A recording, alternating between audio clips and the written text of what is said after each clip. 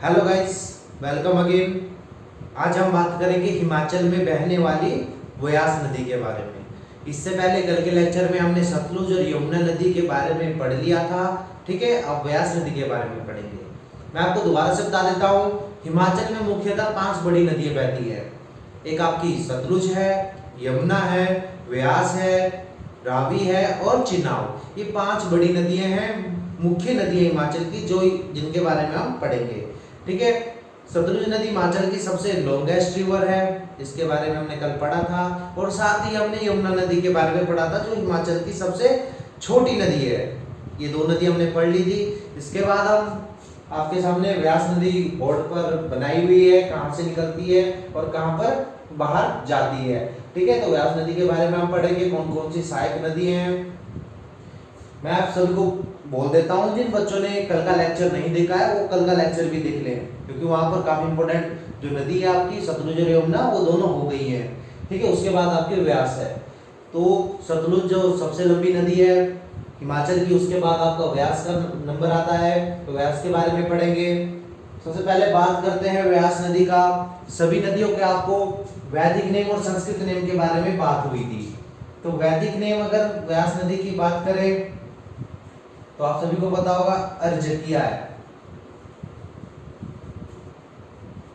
ठीक है, और संस्कृत नेम विपाशा है। ये 2 नेम तो आपने याद करने ही है। सभी नदियों के आपने संस्कृत नेम और वैदिक नेम याद करने पड़ेंगे। ठीक है, और हिमाचल में बात करें जो आपकी व्यास नदी है वो 256 किलोमीटर बहती है इन एचपी। और टोटल अगर बात करें, क्योंकि जो व्यास नदी हिमाचल से निकलने के बाद पंजाब में जाकर सतलुज नदी में मिलती है, तो अगर बात करें कुल लंबाई की व्यास नदी के आपके, तो 460 किलोमीटर है।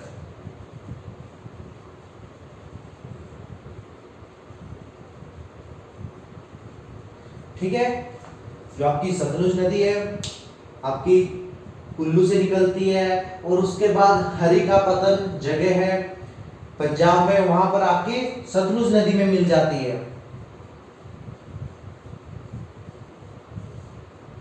ठीक है, हरिकापतन जगह पड़ती है, वहां पर आपकी सतलुज नदी में मिल जाती है। अब बात करते हैं व्यास नदी के बारे में। उसका उद्गम स्थल कहां पर है, कौन सी सहायक नदी है। थोड़ा हम जूम कर लेंगे वीडियो को, ताकि हमें सतलुज नदी के बारे में डिटेल में दिख जाए। ठीक है, तो हमें जरूरत आपकी कुल्लू जिले की है, मंडी की है, हमीरपुर की और कांगड़ा की। ठीक है, इन्हीं 4 जिलों में आपकी व्यास नदी बहती है। अब बात करते हैं व्यास नदी के उद्गम स्थल की, कहां पर उद्गम स्थल है। ठीक है, अगर बात करें तो व्यास नदी व्यास ऋषि कि जो जहां पर वो अपनी तपस्या करते थे, एक जलधारा वहां से निकलती है और एक व्यास कुंड से जलधारा निकलती है। ये दोनों जलधाराएं पालचन नामक विलेज है आपका, कुल्लू में पड़ता है, वहां पर मिलती है, और वहां से आपकी जो व्यास नदी बन जाती है। ठीक है, आपने इस चीज का ध्यान रखना है। जो ये व्यास कुंड और व्यास ऋषि का जो तपोवन स्थल है वो आपका रोहतांग दर्रे में पड़ता है, जो रोहतांग पास है आपका, कुल्लू में पड़ता है, जिसकी समुद्र तल से ऊंचाई 3978 मीटर या 13,050 फीट है। आपने इस चीज का ध्यान रखना है, इसके बारे में एग्जाम में पूछा जाता है। और ये पीर पंजाल में पड़ता है। ठीक है, पीर पंजाल जो आपकी पर्वत श्रेणी है उसमें पड़ता है आपका रोहतांग पास। ठीक है, यहाँ से आपकी व्यास नदी निकलती है। ठीक है, उसके बाद आपकी मंडी में जाती है, फिर हमीरपुर में, और फिर कांगड़ा में, उसके बाद पंजाब में निकल जाती है। सबसे पहले यहाँ पर देख लेते हैं कुल्लू में कौन कौन सी नदियां आपकी व्यास नदी में मिलती है। तो सबसे पहले बात करें, जब पालचन विलेज से व्यास नदी आगे बढ़ती है तो यहाँ पर आपकी पार्वती, हारला, तीर्थन और आपकी फौजल, सरवरी, सेंज, ये सारी की सारी नदियां आपको व्यास नदी में मिलती हुई दिखाई देंगी। यहाँ से भी काफी इंपॉर्टेंट क्वेश्चन एग्जाम में पूछे जाते हैं कि कौन सी नदी किस स्थान पर मिलती है, तो हम इस चीज के बारे में भी पढ़ेंगे। देखो, सबसे पहले बात कर लेते हैं आपका पार्वती नदी की। क्योंकि पार्वती नदी व्यास की सबसे बड़ी सहायक नदी है। यह नदी मानंदलाई झील से निकलती है। यहाँ पर एक मानंदलाई झील है, यहाँ से ये आपकी पार्वती निकलती है, पार्वती का उद्गम होता है। ठीक है, जो पार्वती नदी है आपकी मानंदलाई झील से निकलकर आपकी इस स्थान पर आपका शमशी में, जो शमशी है आपका यहीं पर लिख देता हूं, शमशी में आपके जाकर आपकी व्यास नदी में मिल जाती है। उसके बाद आपकी हारला नदी है। हारला नदी के बारे में अगर बात की जाए तो हारला नदी आपकी निकलती है। उसके बाद ये आपकी भुंतर के पास जाकर मिलती है। ठीक है, व्यास नदी में भुंतर, आपने ध्यान रखना है, हारला नदी भुंतर के पास जाकर आपकी व्यास नदी में मिल जाती है। तीर्थन और सेंज आपकी जो लारजी डैम है, लारजी है, यहाँ पर जाकर मिलती है। जो लारजी डैम है आपका बना हुआ व्यास नदी के ऊपर कुल्लू में पड़ता है, यहाँ पर आपकी तीर्थन और सेंज दोनों नदियां जाकर मिलती हैं। होजल है, सरवरी है, ठीक है, और आपकी पातलीपुत्र एक इसकी व्यास की एक ट्रिब्यूटरी है। ठीक है, जो पातलीपुत्र है आपकी शमशी में जाकर मिलती है, बजोरा में जाकर मिलती है, और बजोरा से ही जो आपकी व्यास नदी है वो आपकी मंडी में प्रवेश कर जाती है। ठीक है, तो एक बार आपने ध्यान से देख लेना है कुल्लू में कौन कौन सी नदी है आपकी व्यास नदी में मिलती है। ठीक है, ध्यान रखना आपने, व्यास कुंड और ऋषि जो व्यास की जो तपोस्थली है वहां से दो अलग अलग जलधाराएं निकलती हैं और पालचन विलेज में जाकर मिलती है, और वहां से आपका व्यास नदी बन जाती है। ठीक है, ये सारे के सारे जो आपके कुंड हैं, ये स्थल है, ये रोहतांग पास में पड़ता है। ठीक है, रोहतांग पास का ओल्ड नेम आपने ध्यान रखना है, भृगुतुंग भी बोलते हैं। ठीक है, और रोहतांग पास को लाशों का ढेर भी कहा जाता है, तो आपने ध्यान रखना है। पीर पंजाल में पड़ता है, हाइट आपके सामने लिख दी है। ठीक है, कई बार क्वेश्चन पूछा जाता है कि व्यास नदी का उद्गम स्थल क्या है, तो आपने ध्यान रखना है, अगर रोहतांग पास होगा तो रोहतांग पास आपका आंसर होगा, भृगुतुंग ऑप्शन में होगा तो भृगुतुंग, या आपका व्यास कुंड होगा तो व्यास कुंड आंसर होगा। ठीक है, ये सारे के सारे जो मैंने बातें बताई हैं इनमें से एक ही चीज ऑप्शन में होगी, सारी नहीं होंगी। ठीक है, तो जब यहाँ से व्यास नदी निकल जाती है तो उसके बाद आपका मंडी में प्रवेश कर जाती है। ठीक है, मंडी से पहले यहाँ पर लारजी डैम भी बना हुआ है आपका व्यास नदी के ऊपर। उसके पास बजोरा के पास से आपका मंडी में प्रवेश करती है। मंडी में आपकी सुकेती, सोन, उहेल जो नदियां हैं, काफी इंपोर्टेंट ट्रिब्यूटरी है आपकी व्यास नदी की, ये मंडी में जाकर मिलती है। ठीक है, मंडी में पंडोर डैम बना हुआ है आपका व्यास नदी के ऊपर।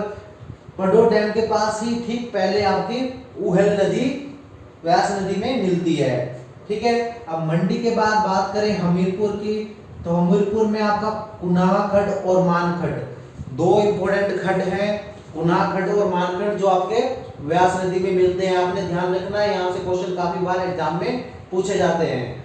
उसके बाद आप कांगड़ा में जाते हैं, तो कांगड़ा में बनेड़, बाणगंगा, बिनवा, न्यूगल, अवा, ये सारी की सारी आपकी जो चक्की, लोनी, गज, ये सारी नदियां आपकी कांगड़ा में मिलती है। चक्की नदी कांगड़ा से निकलती है, लेकिन पंजाब में जाकर आपका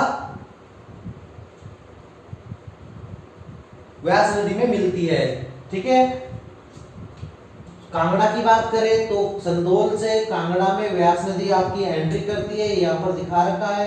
ठीक है, और मिर्थल से बाहर जाती है। क्वेश्चन काफी बार एग्जाम में पूछे जाते हैं, कांगड़ा नदी कहां से, व्यास नदी कहां से कांगड़ा में प्रवेश करती है और कहां से कांगड़ा से बाहर निकलती है।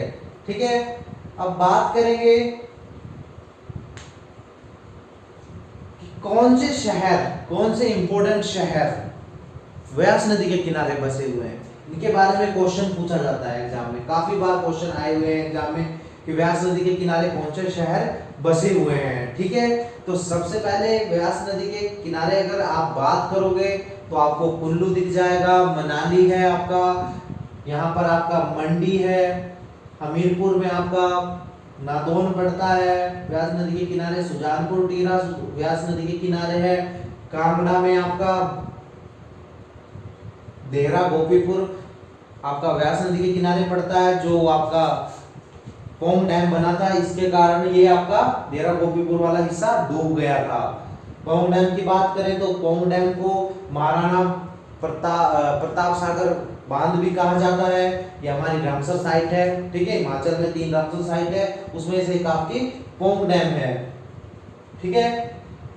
अब बात करते हैं पार्वती नदी के किनारे बसे शहर।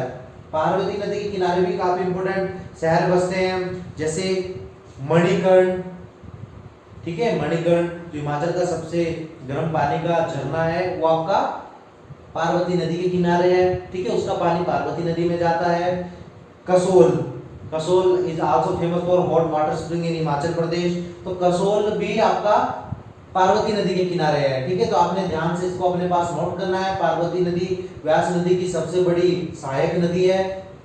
इसके बारे में क्वेश्चन पूछे जाते हैं कि पार्वती नदी किस स्थान से निकलती है और किस स्थान पर व्यास नदी में मिलती है, ठीक है। सबसे मेन आपका रह जाता है कि उद्गम स्थल, उद्गम स्थल और कहां से बाहर निकलती है, ठीक है, ये आपको पता होना चाहिए कि उद्गम स्थल कहां पर है नदी का और बाहर कहां पर निकलती है हिमाचल से और कहां पर मिलती है, ठीक है। उद्गम स्थल आपको बता दिया था, रोहतांग दर्रा है, और जो बाहर निकलती है पंजाब से, मित्तल से बाहर निकलती है कांगड़ा से और पंजाब में चली जाती है, ठीक है, और बाद में सतलुज नदी में जाकर वो मिल जाती है। कुल लंबाई आपको पता है हिमाचल में जो व्यास नदी की कुल लंबाई वो 256 किलोमीटर है, सेकंड लार्जेस्ट रिवर है हिमाचल की, ठीक है। अब बात करते हैं व्यास नदी का जो जल ग्रहण क्षेत्र कितना है, ठीक है। जो व्यास नदी का आपका जल ग्रहण क्षेत्र है वो आपका 12,000 वर्ग किलोमीटर है हिमाचल में, ठीक है।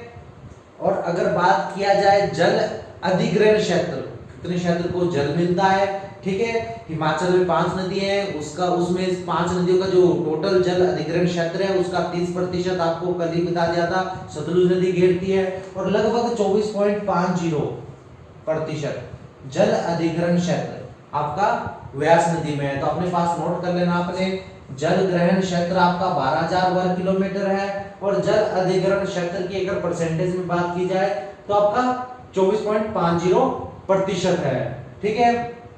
अभी आपको सारा व्यास नदी के बारे में बताया था। तो अगर दोबारा से आप देखो तो व्यास नदी आपका कुल्लू, मंडी, हमीरपुर और कांगड़ा इन्हीं 4 जिलों में बहती है, ठीक है। ये मोस्ट इंपोर्टेंट रिवर है हिमाचल की, क्योंकि यहीं से क्वेश्चन काफी बार एग्जाम में पूछे जाते हैं। व्यास नदी के बारे में काफी अधिक क्वेश्चन पूछे जाते हैं, क्योंकि व्यास नदी की काफी अधिक बड़ी हिस्ट्री हिमाचल में रही है, ठीक है। ऋषि वशिष्ठ और विश्वामित्र की जो उनकी आपस में जो लड़ाई है वो भी इसी नदी के आसपास हुई थी, कुल्लू में ही हुई थी, ठीक है। ऋषि वशिष्ठ को विश्वामित्र के द्वारा नदी में फेंक दिया जाता है, ऐसी मान्यता है, रस्सी में बांधकर नदी में फेंक दिया जाता है, ऐसी मान्यता है। और जो व्यास नदी है वो ऋषि वशिष्ठ को अपने जलधाराओं से बाहर फेंक देती है, जमीन पर फेंक देती है, ठीक है, अपने में नहीं बहने देती। तभी से कहा जाता है कि आपकी व्यास नदी को विपाशा नदी के नाम से जाना जाता है, ऐसी मान्यता है, ठीक है। तो अब बात कर लेते हैं दोबारा से एक बार किनारे पर बसे शहर को देख लेते हैं, कौन कौन से शहर किनारे पर बसे हुए हैं, ठीक है। तो सबसे पहले आपको बता देते हैं पार्वती नदी के किनारे, जो आपका पार्वती नदी के किनारे बसते हैं, ठीक है। पार्वती नदी के किनारे आपका मणिकर्ण जो गर्म पानी का झरना है, बताया था अभी थोड़ी देर पहले, ठीक है, और कसोल, ये दो आपके पार्वती नदी के किनारे है। उसके बाद व्यास नदी के किनारे कुल कितने इंपोर्टेंट जो सिटीज हैं, स्थान है, वो देख लेते हैं, ठीक है। व्यास नदी के पहले सबसे पहले बात करते हैं तो कुल्लू में ही, कुल्लू और मनाली दोनों व्यास नदी के किनारे हैं, ठीक है। उसके बाद आगे चलते हैं तो मंडी में मंडी है, मंडी शहर, ठीक है। हमीरपुर में बात करें तो आपका नादौन काफी इंपॉर्टेंट है, ठीक है।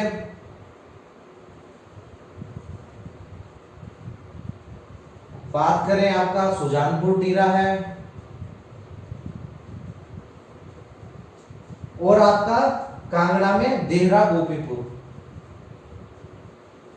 ठीक है, देहरा है, ठीक है। ये देहरा गोपीपुर आपको बताया जाता है पौंग डैम बनने के कारण डूब चुका है, ठीक है। अब इस प्रकार हमारी जो व्यास नदी है उससे रिलेटेड जो भी इंपॉर्टेंट क्वेश्चन एग्जाम में बनते हैं वो सारे के सारे कवर हो चुका है हमारा टॉपिक, ठीक है। अब कुछ नहीं बचता है। आप सोच रहे हो व्यास नदी के ऊपर काफी सारे इंपॉर्टेंट बांध बने हुए हैं, वो नहीं बताए हैं, उनके लिए स्पेशल वीडियो बनेगी, ठीक है, उनको अलग से बताया जाएगा। ये जो आपके मेन इंपॉर्टेंट प्लेसेस हैं जैसे पौंग डैम, आपका पंडो, या आपका मंडी में पड़ता है आपका पंडो डैम, इनके बारे में आपको बता दिया है, ठीक है, क्योंकि इनके आसपास आपकी छोटी नदियां मिलती हैं तो इनके लिए आपको बता दिया है, ठीक है। पंडो डैम की बात करें तो यहां से आपका व्यास नदी का पानी सतलुज नदी में मिलाया जाता है। स्लापड़ यहाँ पर प्लेस पड़ती है, 13.26 किलोमीटर है, 2 टनलों के द्वारा आपका व्यास नदी का पानी सतलुज में मिलाया जाता है, ठीक है। जो बचा हुआ पानी है व्यास नदी का वो आपका पंजाब में जाकर व्यास नदी में मिल जाता है, सॉरी सतलुज नदी में मिल जाता है। आज के लिए इतना ही। अब नेक्स्ट वीडियो में आपके लिए रावी नदी लेकर आएंगे, तब तक धन्यवाद।